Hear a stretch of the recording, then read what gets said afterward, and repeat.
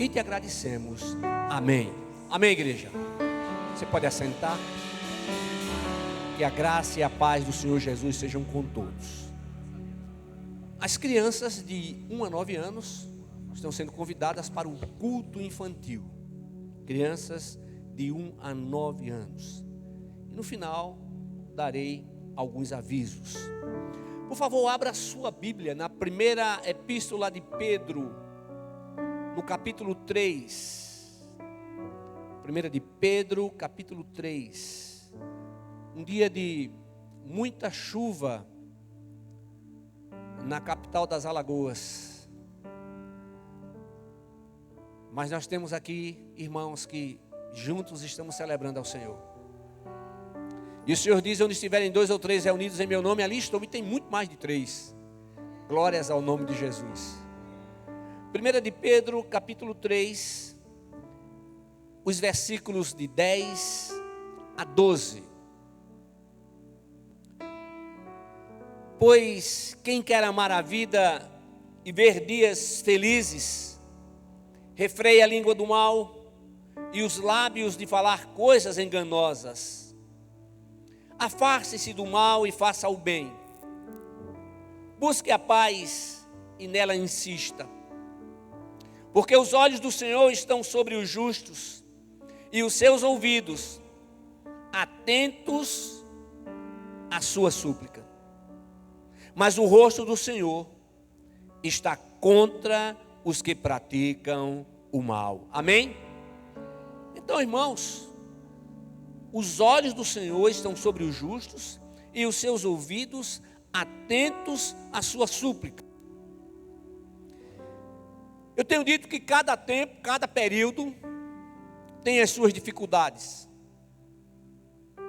Nós podemos falar dos períodos passados como história, mas do período presente como pessoas que estão vivenciando. E nós temos visto as dificuldades, muitas coisas acontecendo. Mas sabe, irmãos, diante de tanta maldade, tanta coisa que a gente vê no mundo, a gente não pode esquecer que nós fomos chamados para fazer o bem.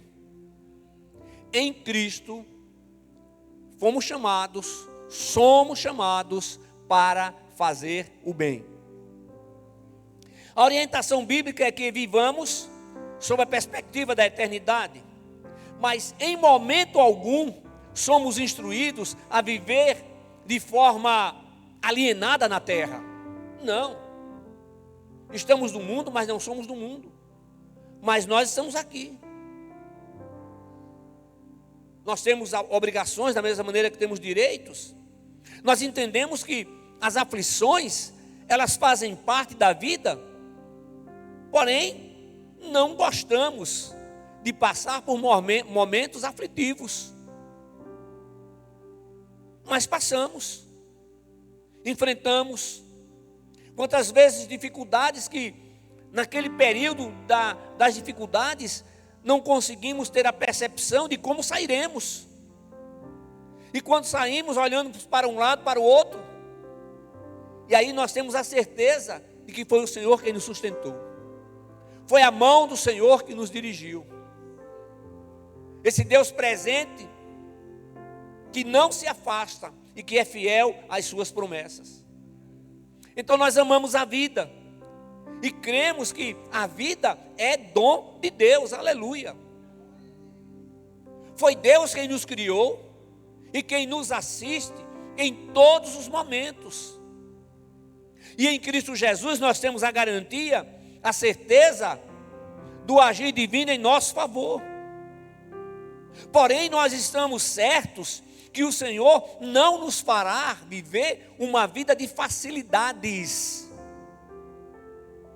mas uma vida onde a presença dEle é e será sempre marcante.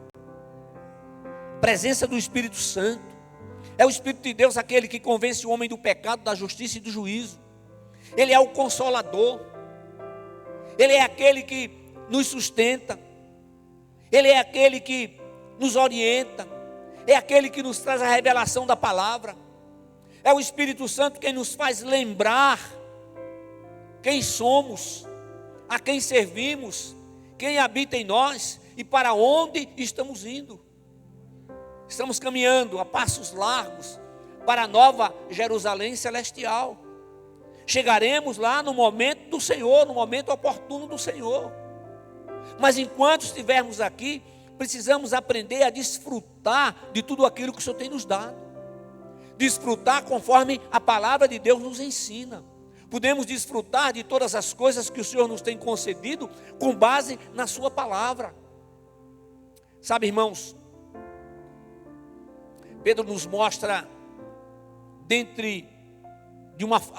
Pedro nos mostra de uma forma tão tremenda que precisamos refrear a língua e evitar a aparência do mal.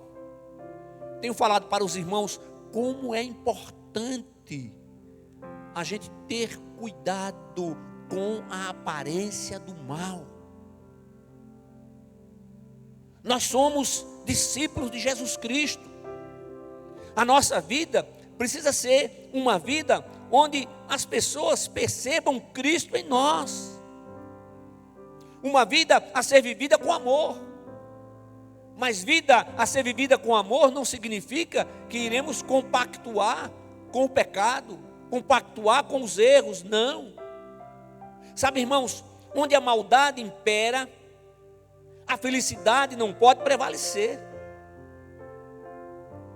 A paz deve ser buscada em todos os momentos. E a Bíblia nos diz que os pacificadores serão chamados filhos de Deus. Mais uma vez eu quero dizer que buscar a paz não é sinônimo de concordar ou calar diante do erro. A paz precisa ser buscada a tempo e fora de tempo. A oração e a meditação na palavra de Deus não nos podem faltar. São fundamentais à nossa vida. São fundamentais para a vida daqueles que estão em Cristo Jesus. A palavra é o alimento saudável para o nosso espírito. A cada dia, as pessoas que ainda não tiveram uma experiência real com Cristo, demonstram prioridade para alcançar seus próprios interesses. O meu projeto de vida vale mais do que tudo, não. O nosso projeto de vida deve estar sob a orientação do Pai Eterno. Porque nós só seremos verdadeiramente felizes enquanto estivermos diante do Senhor, com o nosso coração aberto, deixando Ele trabalhar, aceitando o seu agir. Então, irmãos, como servos do Deus Altíssimo, precisamos cuidar para que não venhamos a colocar os nossos desejos e propósitos acima daquilo que o Senhor tem para a nossa vida. Eu posso dizer, do dever cristão. Os ensinamentos divinos têm que ter suas ministrações a partir da família. A família é a célula principal da sociedade, a célula máter da sociedade. É na família onde os pais procuram ensinar aos seus filhos com amor, mas sem esquecer da firmeza. Amados irmãos, ser firme não é sinônimo de maltratar, castigar ou espantar os filhos. Não, os filhos são heranças do Senhor. São para serem amados. É evidente que há momentos que precisamos chamá-los com mais rigor, mostrando a realidade da vida.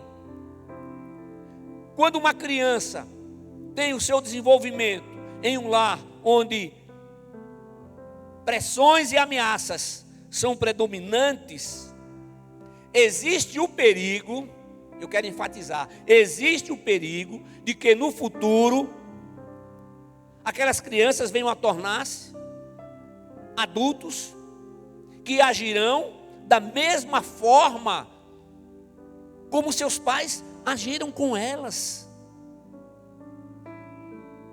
É preciso então ter muito cuidado, porque quantas vezes no crescimento a pessoa diz: não, quando eu tiver meus filhos eu não vou agir dessa maneira, e quando menos espera está agindo da mesma maneira como seus pais agiram consigo. Não, irmãos, não. Se não estivermos atentos, isso vai passando de geração a geração. Agora, eu não estou afirmando que todas as crianças que cresceram em uma família que as maltratou serão adultos que procederão da mesma maneira, mas que existe o perigo de agirem da mesma maneira na criação dos seus filhos. Então, os pais, nós pais, somos modelo. Irmãos, com o passar do tempo, a gente vai aprendendo tanta coisa. Com o passar do tempo, a gente tem uma percepção de que algumas coisas que tínhamos como importantes, elas não são tão importantes assim. Quantas vezes os pais se empenham trabalhando para dar o melhor para os seus filhos? Isso é bom, claro. Entretanto, o mais importante é o nosso tempo. Pai, mãe, deem o seu tempo para os seus filhos. Aleluia. Em Cristo Jesus nós somos tratados e preparados para sermos bênçãos em todos os lugares. Agora, isso tem que ocorrer a partir do lar. Porque toda a investida do inimigo para tentar destruir a família, porque é na família. Na família é o primeiro laboratório para a vida. É na família onde nós estaremos preparando os filhos para que eles possam enfrentar o mundo. Enfrentar o mundo sob a perspectiva da eternidade, sabendo o que existe lá fora, mas conhecendo a palavra, conhecendo as bênçãos do Senhor.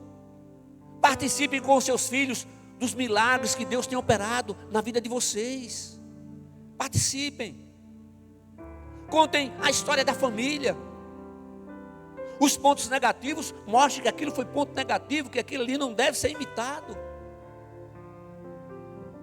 É por isso, irmãos, que em todo tempo nós temos que estar lembrados que o nosso olhar, ele tem que estar fixo em Cristo.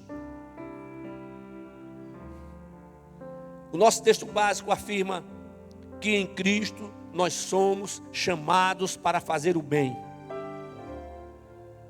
O que deve ser observado é que esse ensinamento, ele tem que ser uma instrução básica na família. O papel dos pais para com os filhos é criar, educar, sustentar e ensinar a palavra de Deus a tempo e fora de tempo. Porque vejam só, irmãos, se cada família ensina e pratica a busca da harmonia, a harmonia ocorrerá onde quer que os filhos estejam. Eles não se habituarão à desarmonia, não. Por quê? Porque vivem num lar que não é perfeito. Eles sabem que os seus pais não são perfeitos, mas que existe harmonia, existe paz. Os pais querem estar em casa, os filhos têm prazer de estar com seus pais. Quando eles crescem, irmãos, eles não querem mais sair com a gente, não. Então tem que aproveitar o tempo, porque o tempo passa de uma rapidez tremenda. Amém? E tudo o que fazemos, igreja, como servos do Senhor, precisa ser feito em sintonia com os princípios bíblicos.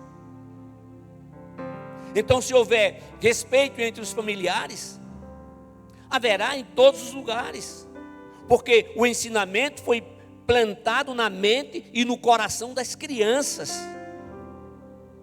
O que é que a gente vê lá fora? Tanta confusão por coisa que não precisava.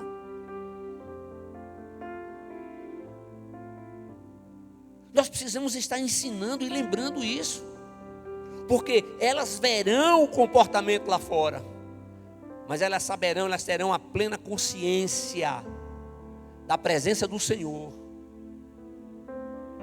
e dos propósitos de paz que Deus tem na vida de cada pessoa. Amém? É na família, escutem o que eu vou dizer, é na família onde a pessoa aprende a se relacionar com o Senhor. A igreja reforça e também ensina, orienta, mas a responsabilidade é dos pais, e os pais serão cobrados por isso, e a cobrança não será dos pastores, nem da igreja, mas de Deus. Não existe nada melhor do que ter filhos. Ter netos. Aleluia. Irmãos, é totalmente diferente. Totalmente diferente. E às vezes os filhos ficam olhando assim, mas quando era comigo o negócio não era assim. É verdade, porque a gente não sabia. A gente estava aprendendo. Aprendemos com os filhos. Separamos então aquilo que foi erro e vamos praticar tudo aquilo que é bom com os netos. Você pode dizer amém? Aleluia, glória a Deus. Agora, irmãos, vejam só. A única forma por meio da qual Deus nos abençoa é quando permitimos que Ele tenha o controle real da nossa vida e dos nossos recursos. Controle real da nossa vida e dos nossos recursos. Eu não quero falar sobre os recursos agora, mas o controle real da nossa vida. O que significa isso na prática? É que na presença do Senhor, nós temos que estar disponíveis para o seu agir. Falei agora há pouco. Disponíveis para o seu agir. Aceitando tudo aquilo que Ele tem para mudar na nossa vida. Amém? Agora, irmãos, nós não somos proprietários daquilo que o Senhor tem nos dado. Não. Somos apenas administradores. Deus é o verdadeiro dono de tudo que temos. Então, como mordomos, nós devemos render graças a Deus e permitir que a sua generosidade flua através de nós. Quantas pessoas carentes em nossa cidade? Quantas pessoas nos sinais de trânsito com uma placa, tenho fome? Aquilo mexe com a gente. Tenho aprendido com Damares que ela leva no carro algumas coisas, e quando alguém pede, ela pega aquilo ali e dá. Pastor, mas quem sabe o que vai usar? Não interessa o que nós estamos fazendo. É claro que a gente não pode dar todas as vezes, porque chega uma hora que acaba. Mas a gente precisa ter esse coração voltado para isso. Isso aqui é meu, isso aqui é meu. Não, o Senhor tem nos dado. Vamos cuidar, vamos ter muito cuidado com as coisas que o Senhor nos dá. Cuide do seu carro. Mas antes de cuidar do seu carro, cuide melhor da sua família. Amém? Todas as coisas foram criadas pela vontade do Senhor. E o seu agir é para que o seu povo aprecie e desfrute de tudo o que Ele tem estabelecido. Essa é uma realidade. Somos seres espirituais. O grande problema das pessoas lá fora é que elas querem entender as coisas de Deus com a lógica humana. Não, irmãos. O Senhor diz que é para a gente viver por fé. Fé no Deus que pode todas as coisas. Não é fé no homem, não. Fé no Deus. Não é fé na igreja, é fé em Deus. A igreja deve ser fiel à palavra. A igreja tem que ser um lugar onde você venha, você receba a palavra. E quantas vezes você vem e escuta aquilo que você não gostaria de escutar, mas é aquilo que Deus está falando para você. Agora Deus fala muito mais para a gente, para os pastores. Pelo menos 2 vezes. 2 vezes integralmente, na hora que a gente está preparando a mensagem, e na hora que a gente está transmitindo. Mas antes de preparar, o Senhor começa a falar aqui no coração, vai montando ali a coisa, e como é, Senhor. Aí vai, pega, estuda uma coisa, vê outra. Tem que levar a palavra certa. Outro dia eu estava ouvindo uma determinada emissora, um pregador, mas quanta misturada, Vicente, o cara estava fazendo. Você sabe, o cara juntou assim, misturou tudo. Meu Deus, falta o quê? Falta conhecimento da palavra. Então, quando nós temos conhecimento, não somos enganados. Aleluia. E agora, irmãos, lembra lá do texto de Deuteronômio no capítulo 6? Aí o Senhor enfatiza: ensinarás a teus filhos. Ele está falando o quê? A palavra de Deus. Agora, irmãos, quando a gente está ensinando a palavra, a gente está ensinando as coisas da vida também. Olha, meu filho, a Bíblia diz que é para amar o próximo. Mas nem sempre você vai encontrar isso. Você vai encontrar alguém que empurre você. Mas não precisa empurrar de volta. O que o mundo ensina? O mundo ensina, não, levou um empurrão, dá um empurrão mais forte. Levou um murro, dá um murro mais forte. Eu não tive esse entendimento a vida inteira.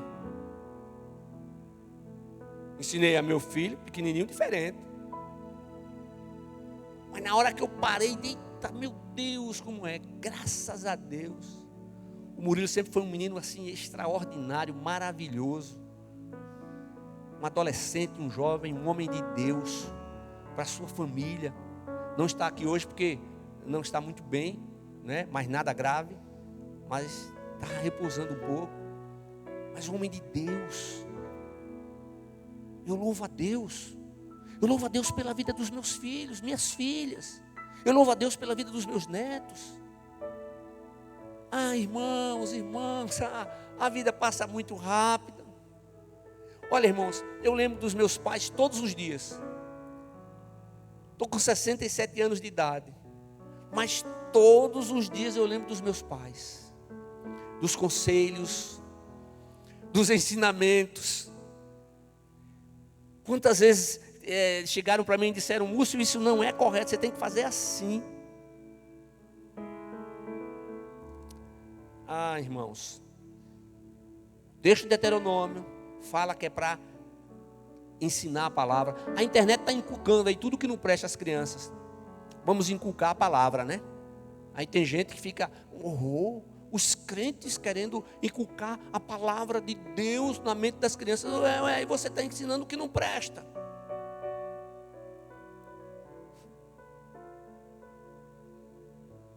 É por isso que a gente tem que ter muito cuidado com quem a gente escolhe. Porque há poucos meses estava lá um projeto querendo proibir a Bíblia. A Bíblia nas bibliotecas já tinham proibido. Mas ter a Bíblia dentro de casa, pode um negócio desse, rapaz? Sangue de Cristo tem poder, misericórdia. Então, irmãos, quando a gente vai ensinar a criança, isso inclui honestidade, respeito ao próximo, respeito aos mais velhos. É bíblico isso, não é? Respeitar os pais, respeitar os pais, os pastores, respeitar as autoridades legitimamente constituídas, ensinando que as leis devem ser respeitadas e cumpridas. E aí a gente tem que ensinar as crianças que quando elas crescerem, elas terão responsabilidade de escolher aqueles que serão os nossos governantes. Então nós temos que cumprir o nosso papel cívico, cumprir de uma maneira correta, cumprir de uma maneira tal onde nós possamos ver que há respeito. A família no modelo judaico-cristão é o que nós temos. E por que tantas investidas para querer destruir a família? Porque a família, ela é a base, ela é o último reduto para que tudo desmorone aí fora. Se a sociedade não está bem, é porque as famílias não estão bem. E para restaurar isso, somente como, pastor? Cristo, somente o Senhor Jesus, aleluia. Olha, irmãos, escutem bem. Se nós não estivermos ensinando aos nossos filhos sobre a realidade da nossa história, os professores drogados, maconheiros, vão estar ensinando para eles o que não presta. Quando eles começarem a ensinar o que não presta, não é assim não. Eu me lembro quantas vezes os meninos chegavam em casa e falavam, os meus netos, olha, o professor disse isso assim, mas não é assim não, é assim, assim, assim. Então a gente tem que ensinar, irmãos. Se a gente não ensinar, eles vão aprender lá fora. E vão aprender da maneira errada. Dá para entender quão sublime são os filhos, quão importante é a família. Aleluia, louvado seja o nome de Jesus. Agora não esqueça que não existe pessoa perfeita. Não existe uma família perfeita. Qual é a família que já não teve problemas? Eu falando com uma pessoa ontem que ainda não tem Jesus no coração, ela estava dizendo, na minha família fulano tem 10 anos que não se vê e não fala um com o outro, morando na mesma cidade. Sangue de Cristo tem poder. Igreja, nós somos chamados para fazer o bem. E isso tem que começar dentro de casa. Cada família tem que ser firmada na rocha eterna. Se a família se omitir. Outra coisa, recebeu ao Senhor Jesus. Pastor, agora eu recebi a Jesus, mas eu não tenho mais condição de participar das festas da minha família. Por quê? Porque antes eu bebia, antes eu fazia, acontecia. Você faz diferente, meu filho. Vão zombar de você nas primeiras festas, vão. Fique na sua. Não se aborreça, não diga nada. Mas não deixe de não. Tem que estar junto com a família. Aí eles vão ver, peraí, o que está acontecendo com fulana? O que está acontecendo com fulano? Olha, aí de início eles vão dizer assim, eles pensam que os pastores têm poder, né? O pastor fez uma lavagem cerebral, oh Deus do céu. Não, é o operar do Espírito Santo. Sabe o que vai acontecer? Quando eles estiverem passando por dificuldade, vão falar com vocês e vão ligar. Dá para você orar por mim lá na sua igreja? Aí o que você vai dizer? Sim, claro, vamos orar por você, sim. Vou levar para orar na igreja e eu vou estar orando por você. É assim. É assim. Estão zombando. Não se aborreça. Sabe por quê? Porque veja, o que é a palavra, o que é que Paulo nos diz lá em Gálatas 5:20? Estou crucificado com Cristo e já não sou eu quem vivo, mas Cristo vive em mim. Estão zombando de você? Estão zombando do Senhor. Agora fique quieto. Como é que Jesus faria nesse momento? Às vezes a gente fala muito mais ficando calado. Não são poucas as vezes que isso acontece. Eu vou encerrar.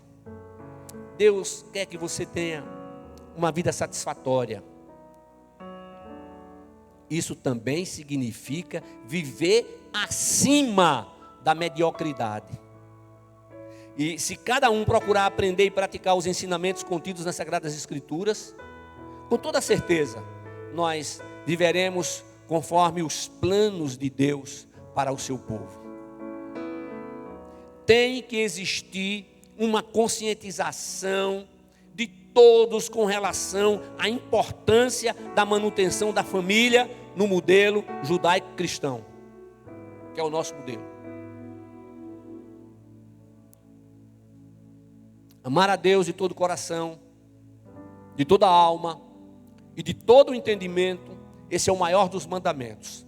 E o segundo maior dos mandamentos é amar ao próximo como a si mesmo. Eu não vou fazer com o meu próximo o que eu não gostaria que fizessem comigo. O meu próximo fez comigo o que eu não faria e não farei com ninguém. Aí sabe o que a palavra de Deus diz que é para a gente fazer? Para a gente orar e abençoar. Eita Jesus. Orar pelos inimigos e abençoar aqueles que nos perseguem. Por nós mesmos não conseguiremos nunca. Mas por que conseguimos? Porque damos lugar ao agir do Espírito de Deus. Por que conseguimos? Porque queremos e colocamos a palavra de Deus em prática no nosso viver diário. Amém? Fomos chamados para fazer o bem. Então façamos assim. Mediante das circunstâncias mais adversas, façamos sempre o bem, porque esse é o propósito do Senhor na nossa vida. Amém? Vamos ficar de pé, equipe de louvor. Para me